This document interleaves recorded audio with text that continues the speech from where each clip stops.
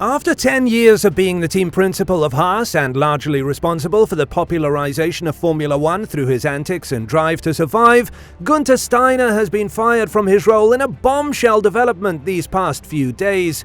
Of course, a move like this will stir the pot, with Gene Haas now feeling embarrassed by his team for not being more competitive. There's a huge turmoil in Haas right now, so let's take a look at how things stand and what's in store for the American manufacturer, including a potential merger with a newcomer. It's nearly unimaginable to picture Haas without Steiner. While the team bears the name of its owner, Gene Haas, it was essentially Steiner F1 in all but name, as he played a pivotal role in creating F1's most peculiar team setup, emerging as an unexpected star in the Netflix series Drive to Survive. Steiner's departure, with former engineering director Io Komatsu assuming the role of team principal, has caught almost everyone in F1 by surprise. However, discontent had been simmering for some time, as issues behind the scenes reached a boiling point. Now that Steiner is gone and technical director Simon Resta is also reportedly departing, it's evident that frustrations with Haas management from the top were a long-standing concern. Steiner and Haas disagreed on the team's potential within its current structure, featuring a limited UK base in Banbury, a technical facility in Maranello with a crucial alliance with Ferrari, and an underutilized but impressive headquarters in the United States. While Steiner believed Haas needed continuous investment to thrive in the coming years, Gene Haas thought otherwise. Haas deemed the team had underachieved and didn't require additional resources or improved facilities to perform better. This fundamental clash led to obvious tensions and, ultimately, an irreconcilable difference. Gene Haas sought someone to run the team his way, and Steiner was no longer that person. The official announcement alludes to the extent of their disagreements, emphasizing Haas's focus on efficiency, maximizing potential, and a supposed desire to compete effectively in F1.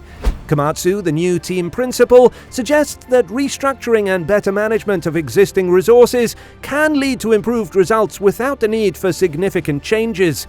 Whether Komatsu's perspective aligns with Gene Haas's desires or if it's a strategic move to secure the position remains uncertain. Classic F1 politics likely played a role in Steiner's exit, but there's also the challenging question of Gene Haas's vision for his F1 team. Haas has been content to let the team exist without substantial investment or a push for success, which raises questions about the team's purpose and its role in promoting the H-Automation brand. In a cost-capped F1 world with improved prize money distribution, Haas's team may survive without significant achievements, but it's a lackluster existence for an elite sports team. If Gene Haas genuinely believes that his current investment isn't being maximized, he may have misjudged the situation. Haas F1, as the smallest team with basic facilities and a convoluted structure, faces challenges that Komatsu, as the new team boss, will need to address directly. The 2024 season will be a significant test of his leadership and Haas's confidence in the team's potential. Rather than support and encourage the team in these times, Gene Haas says that he's embarrassed that his Formula One team has not been more competitive, given its close relationship with supplier Ferrari. The American has also opened up on his reasons for not renewing the contract of team principal Guenther Steiner and for promoting Io Komatsu to the role rather than taking on an outsider. We looked from within at who had the most experience, says Haas. Io has been with the team since day one. He knows the ins and outs of it. My biggest concern is when we go to Bahrain, we need to show up with a car that is ready to go, maybe having more of a managerial type and engineering approach. We'll see if that has benefits. I think Gunther had more of a human-type approach to everything with people and the way he interacted with people. He was very good at that. Io is very technical. He looks at things based on statistics. This is what we're doing bad. Where can we do better? It's a different approach. We really do need something different because we weren't really doing that well. Like I said, it all comes down to 8 years in, dead last. Nothing more I can say on that. Talking about Steiner, Haas said that changes were necessary and stated how he isn't pleased that the team is P10 and instead should fight for higher places. It came down to performance, he said. Here we are in our 8th year, over 160 races. We have never had a podium. The last couple of years we've been 10th or 9th. I'm not sitting here saying it's Gunther's fault or anything like that, but it just seems like this was an appropriate time to make a change and try a different direction, because it doesn't seem like continuing with what we had is really going to work. I like Gunther, he's a really nice person, a really good personality. We had a tough end to the year, I don't understand that, I really don't. Those are good questions to ask Gunther. What went wrong? At the end of the day, it's about performance. I have no interest in being 10th anymore. In my opinion, this is a crucial development, one which will decide ultimately if the team remains under Gene Haas's ownership or is bought out, but all signs definitely point towards a sale. The unique model of this team, relying heavily on Ferrari and outside contractors, was Steiner's. He talked Gene Haas into it, but it seems Gene was unwilling to invest as heavily as Steiner reasoned was necessary to make the next step in competitiveness. This was brought to a head by last season's performances, which were limited. Steiner believed by the inadequate simulation tools available. The team has enjoyed some real giant-killing performances in its time, but any team must evolve. Any owner is perfectly entitled to hold onto it as an asset with a value and a view to selling, and is unlikely to want to invest more heavily if they are not intending to stay around long term. Steiner's departure signals a degree of meandering that raises questions over whether Gene Haas's team is what F1 has in mind for a so-called franchise model that is currently blocking a potential Andretti General Motors Works team. Without him, Haas easily loses its most recognizable asset, more than its two drivers for sure, and potentially becomes no more successful if Gene is not digging into his pocket. Haas now risks becoming a team that does not stand out from the crowd at all, has no history, and will be less appealing to partners. It is entirely reasonable to question the value Haas brings to F1, especially when compared to discussions around Andretti, which often revolve around what they contribute rather than merely taking away.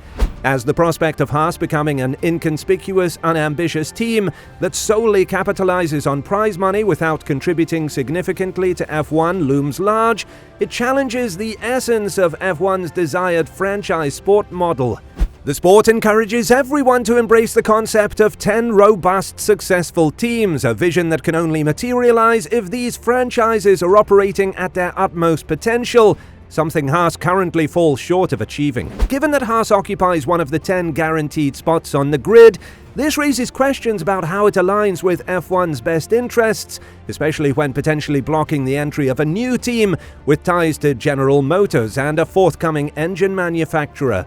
While Gene Haas may not be more inclined to sell in light of these considerations, continued underperformance coupled with his dissatisfaction and lack of interest in additional investment could alter his stance. Such a scenario might prompt F1 to shift its organizational stance from staunchly supporting existing teams to acknowledging that selling Haas could be a more beneficial option. The primary counter-argument against Haas exiting the scene is the impact on the dedicated individuals working within the team who do not deserve to see it disbanded. A sale, whether to Andretti or another entity, emerges as a sensible and elegant solution for all parties involved. Haas's apparent indifference is detrimental to the team's future, the well-being of its workforce, and F1 as a whole. A sale would inject fresh momentum and commitment into the entry, allowing the existing staff the option to transition to the new team. Andretti seems like a logical suitor, and despite the current status quo at Haas, there is a strategic rationale for such a move. In such a scenario, Haas could benefit financially, Andretti would gain a foundation for his team, and the lingering standoff between the FIA and F1 over admitting an 11th team could find resolution. Michael Andretti's previous conversations with Gene Haas, where the latter expressed disinterest in performance as long as the status quo suited him, align with the implications of Steiner's unexpected departure, indicating that Haas primarily desires to continue as is, striving at best for marginal improvement. No matter what happens, Haas is in a tough spot now, and let's wait and see how things develop. One thing is for certain though, we will miss Guenther Steiner on the grid. Thank you for watching today's video. Make sure to like and subscribe, and we will see you in the next one.